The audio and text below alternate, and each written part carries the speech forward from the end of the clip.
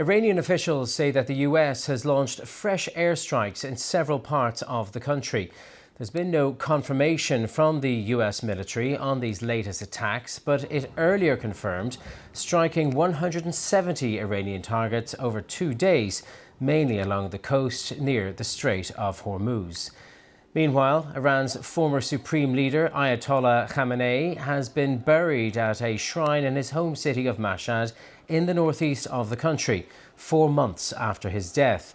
Masses of people waited outside and listened to prayers as he was laid to rest alongside 4 family members killed with him at the start of the war launched by the US and Israel in February. Well, one senior Iran analyst says these latest strikes are the result of the US and Iran failing to agree on the terms of the Memorandum of Understanding. Everything goes back to the poorly worded Memorandum of Understanding. Iranians believe that the paragraph 5 of the memorandum says Iranians administrate the shipping through the Strait of Hormuz, and that means the U.S. cannot take over the Strait of Hormuz as they have been acting over the past few weeks by creating a parallel route next to Oman. So from the Iranian point of view, the memorandum gives Iranians the power to administrate the shipping, the navigation of the ships through the Strait of Hormuz. Americans say no, this is Iran should not have any control over that. It's very costly for the U.S. government, for the president in the U.S. To acknowledge that because of the memorandum, Iranians control the Strait of Hormuz, even though they do not receive any tolls from the ships.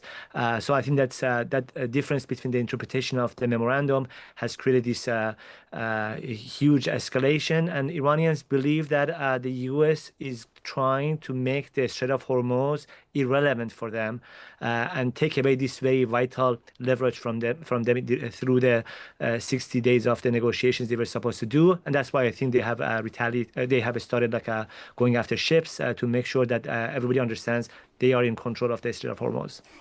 So what's been the reaction within Iran to this latest round of strikes? Our BBC Persian correspondent Kashar Junaidi has more.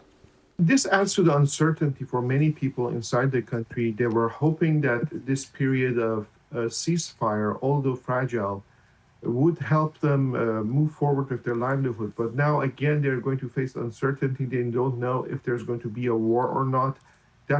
This situation will have a negative impact on the economic situation as well, adding more pressure to the livelihoods of many people. Of course, there were those people within the opposition who were against memorandum of understanding against a deal between the regime and the Americans, because they believe that this will strengthen the regime. And that gives them some hope. And of course, on the other side, the hardliners supporting the regime are very much against any kind of deal with the Americans. What they want is revenge. And they're as well happy. You could look at the reports coming out of Tehran and other parts of Iran in the past few days during the funeral, and you will hear that hardliners within the establishment and also hardline supporters within the people were asking for the talks to be derailed. They were chanting slogans against President Trump. You could see signs in English asking for President Trump to be killed. So there are both sides. There are people who are feeling uncertain, and there are people who are hopeful with this the situation of the talks becoming more fragile. Kashar Junaidi reporting there.